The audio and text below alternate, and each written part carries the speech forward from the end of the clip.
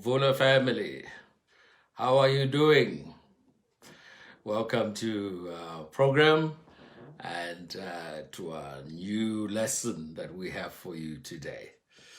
There's Monday, and hey, I trust you guys had a good weekend, as best as can be in the circumstances, right? Right. And hey, listen, we're going to talk some more today. We've got something very interesting for you. You know, to kick off, I just drove back from the studio where we record our program, Winning God's Way, you know? And we haven't been able to record for a while due to the pandemic. And so we've been playing repeats on Radio Pulpit.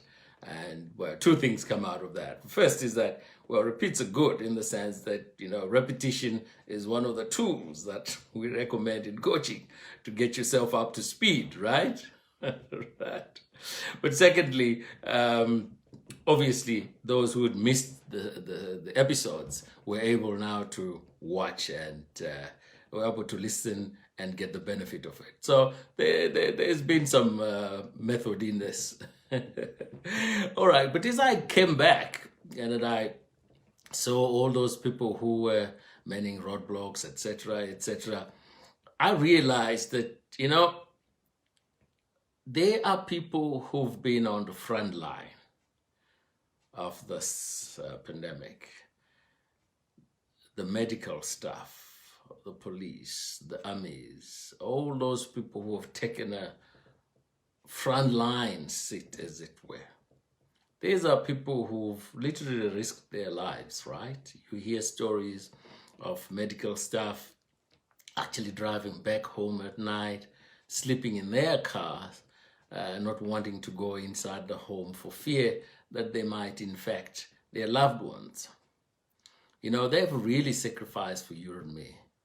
And so I thought as we kicked off the session today, we would, from the Vula family, thank everyone. Say thank you to everybody here, right across the globe.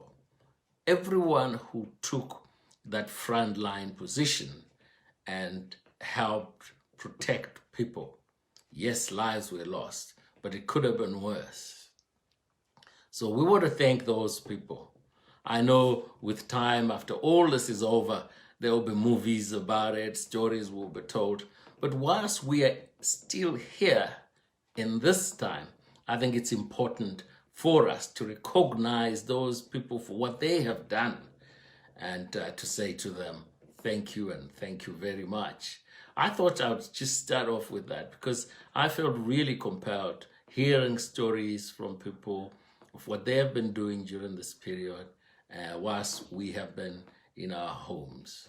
All right. All right, good folks. So what are we talking about today? All right. Today we're talking about how big are your goals? So the topic here is dream big, don't hold back. How big are your goals? You see,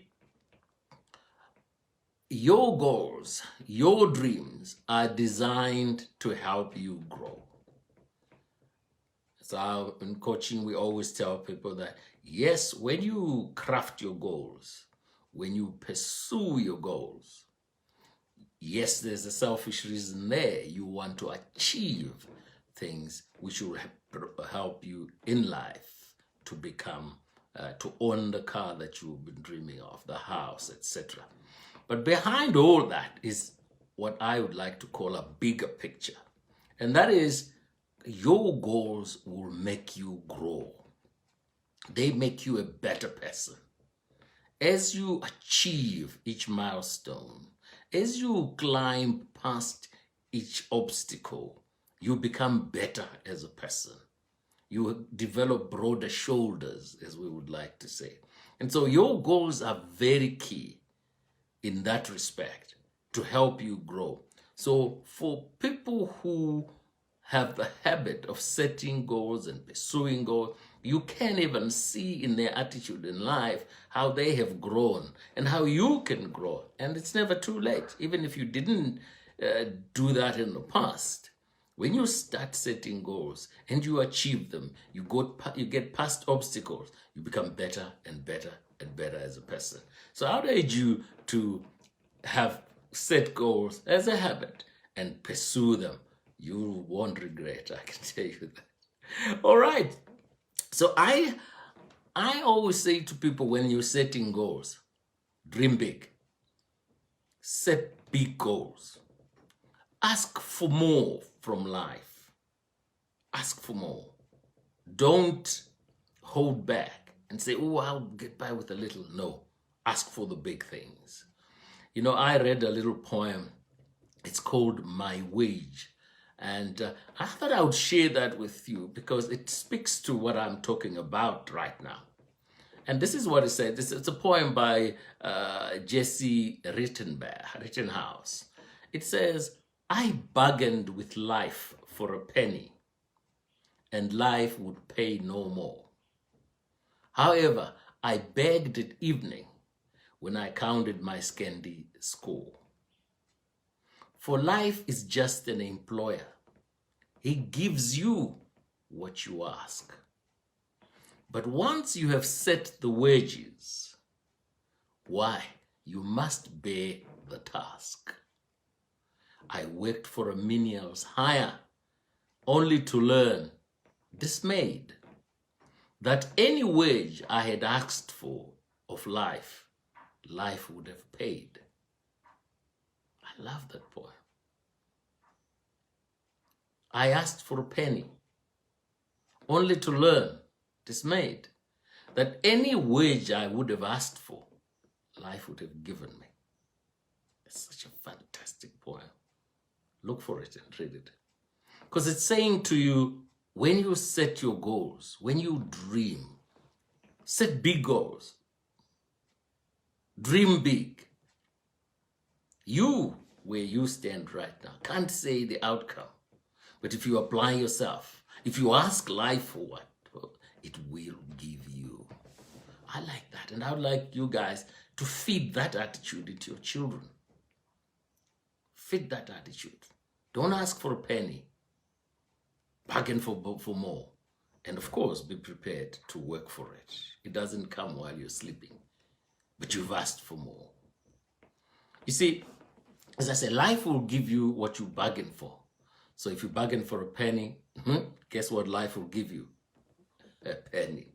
But remember, no more effort is required to aim high in life, to dream big, to demand abundance and prosperity than is required to accept misery and poverty. No more effort is required. You have to build the fantasy first in your head. What's your fantasy? What's your big dream? Then you take that fantasy and move it from fantasy into a theory, right? You must believe you are able and willing to do what is required in order to turn that theory about your wants into a goal.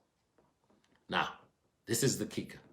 Refuse to let anything that's going on outside to stop you.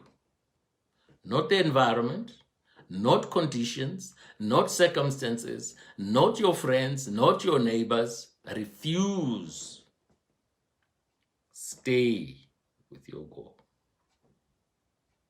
See, as you get more emotionally involved in your goal, in that big dream, you're going to involve your emotions, and the expression of that emotional involvement is going to change your behavior. It's going to change your behavior. And as your behavior changes, the results start to change. And your theory turns into fact. Your dream becomes real. So what am I saying? Don't bargain for a penny. Instead, dream big, bargain for abundance. Because guess what?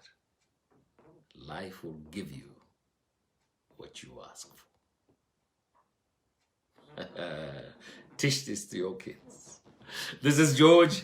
Thank you very much for listening in. I'm a life and business coach at Vula Unlock Consulting. And you can connect with us on our website, or you can like this page, share it with friends, and hey, we want you to make you a better person. We want you to grow and become that which you have always dreamed of. Thank you very much for listening. Stay positive, eh? Stay positive. We see you tomorrow. Bye-bye.